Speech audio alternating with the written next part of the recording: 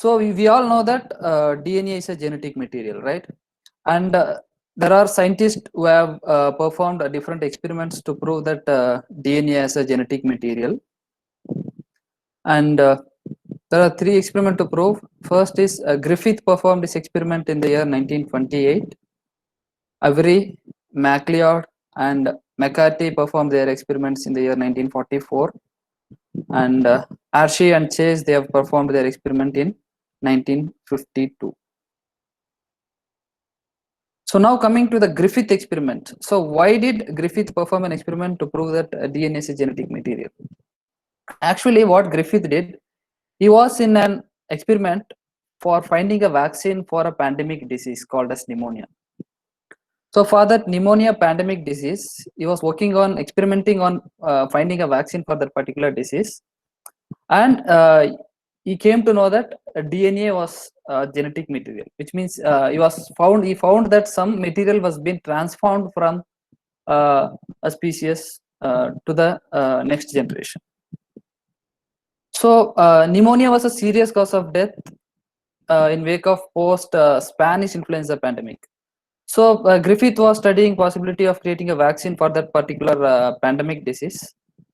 So that disease was because of pneumococcus, Streptococcus pneumoniae strain. So there are 2 types of pneumovirulent strain, that is rough type and smooth type. Smooth is virulent and rough type is non-virulent. So this smooth strain synthesized a polysaccharide capsule. It has a capsule in its wall. So that protected itself from the host immune system. When it enters the host, the immune system could not break up those polysaccharide capsules so that it becomes virulent and causes death. So Streptococcus pneumoniae was the strain used to prove that principle of transformation. So you have 2 strains in streptococcal strains, that is a smooth strain or a virulent strain, and a rough strain or avirulent strain. So the smooth strain is virulent because it's having capsule. It's having capsule on its surface. So since it is having capsule on its surface, it is a virulent strain. But in case of a rough strain, it is a avirulent strain because the polysaccharide capsule was absent in the rough strain. So what did Griffith do? He injected the mouse with the living smooth strain, that is virulent strain. When he injected the smooth strain, what happened? The mouse died. And later on, what he did, he injected a rough strain, that is non-virulent strain. Then he found that the mouse was alive because it is non-virulent, because it is not having capsule. When these strains enters into the host system, the host immune system, what it will do, it will degrade those microorganisms, pathogens entering into the system.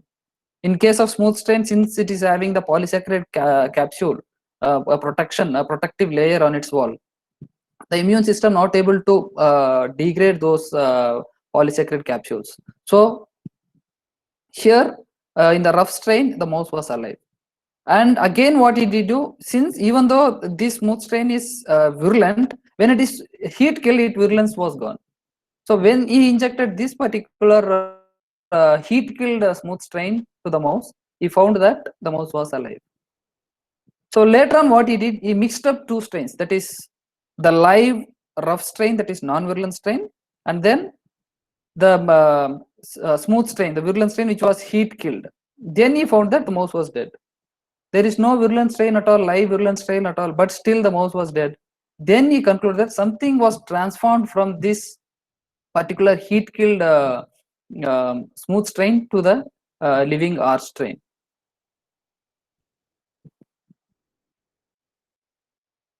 So this is the flowchart of the same as that of the previous slide. Just to tell you that S3, the smooth strain, was been mentioned as smooth S3 strain, and R2 is the rough strain. And Griffith concluded that the transforming principle is that something was being transformed from that particular smooth heat killed smooth strain into the non-virulent R strain. So later on, Avery, MacLeod, and McCarthy, they conducted an experiment to find out what was that particular material which was being transformed. So what they did, they took the heat kill S strain and then with the R strain, which is non-virulent strain. So in the heat kill S strain, what they did, they just degraded the polysaccharide. The sugar molecules which is present in the medium, they have degraded the polysaccharide. And they found the mouse dead. Transformation was occurring. And then what they did, they degraded the protein using proteinase enzyme. They are adding up heat killed smooth strain, that is not alive smooth strain, that is heat killed dead smooth strain. They added up enzymes which is degrading the polysaccharide sugar molecules. There was transformation, the mouse was dead. And after that they added the enzyme proteinase to degrade the protein.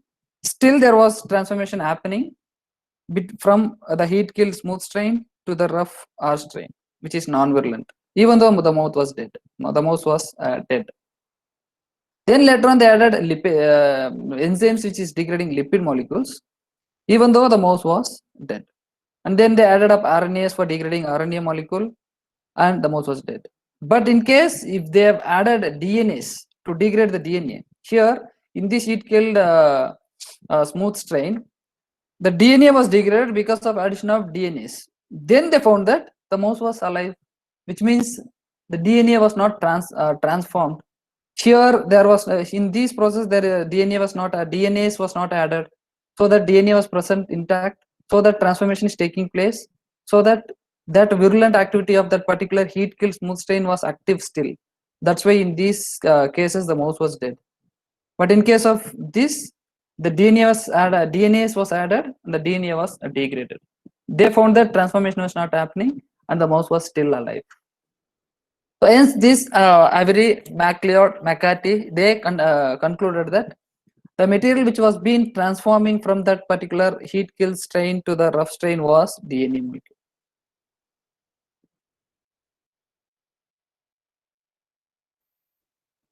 This was the same experiment mentioned in different images.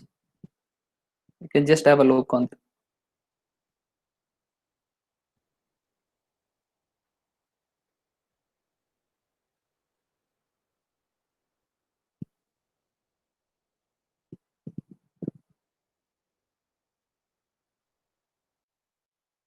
So next, the scientists Hershey and Chase, they conducted an experiment with bacteriophages.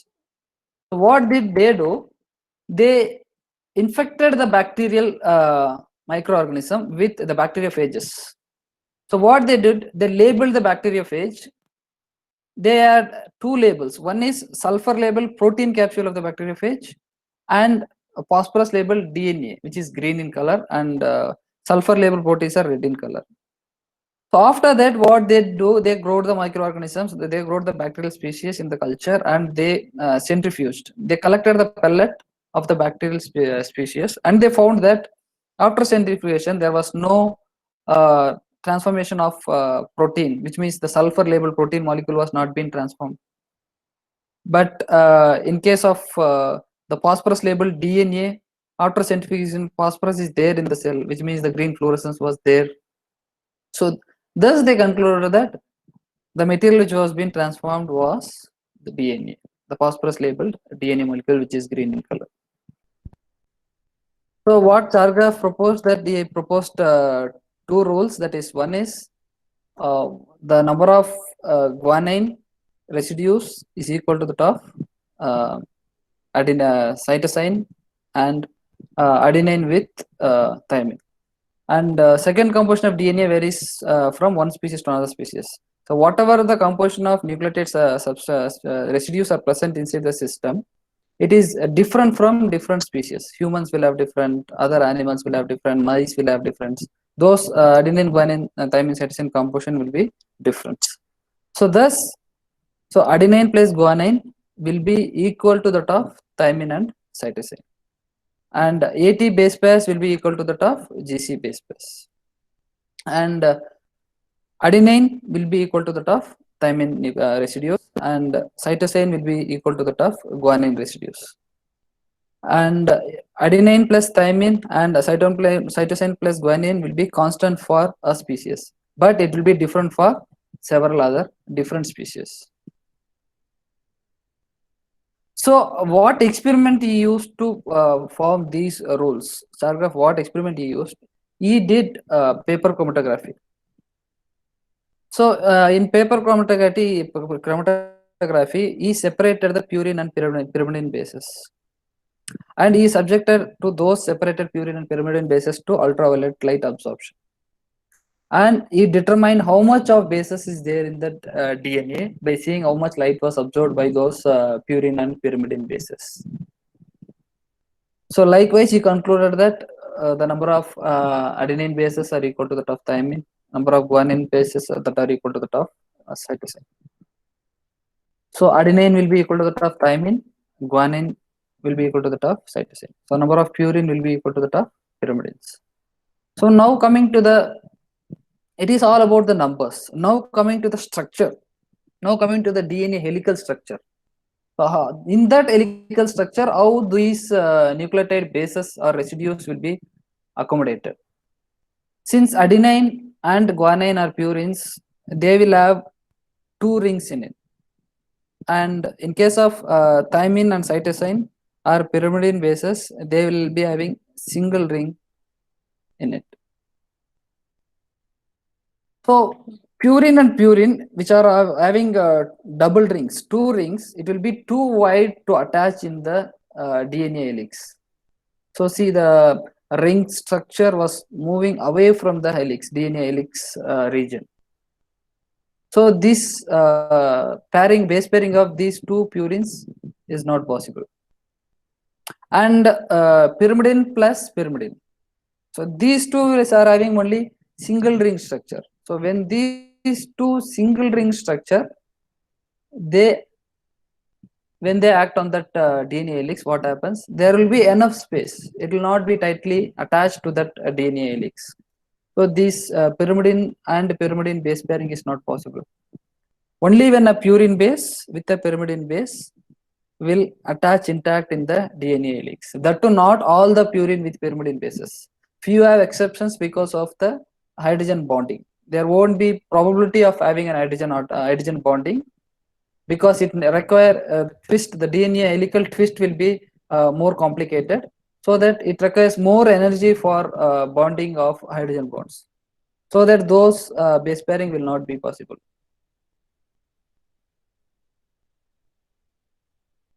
So coming to the bases here, adenine with two rings and thymine with single ring. So possibility of base pairing is yes, it can be base paired. So guanine with cytosine, you'll be having two rings plus one ring, yes. And guanine with adenine with guanine, because they are adenine is having two rings, guanine is having two rings. So possibility of base pairing is not possible because it will move away from the DNA helix. Thymine plus we have single ring structure 1+1. Possibility base pairing is not possible because a lot of spaces will be there in the helix, since it is smaller, because it's having only one ring, 1+1 ring. And in case of adenine and cytosine, even though it is having two rings plus one single ring, base pairing is not possible because the DNA helical twists are very complicated, and energy required for producing a bond is very difficult, so that it is not possible. And guanine with thymine, the same reason, the energy required for forming hydrogen bond is very much high, so the base pairing of those guanine and thymine is not possible. So finally, only adenine will base pair with thymine and guanine will be base pair with cytosine.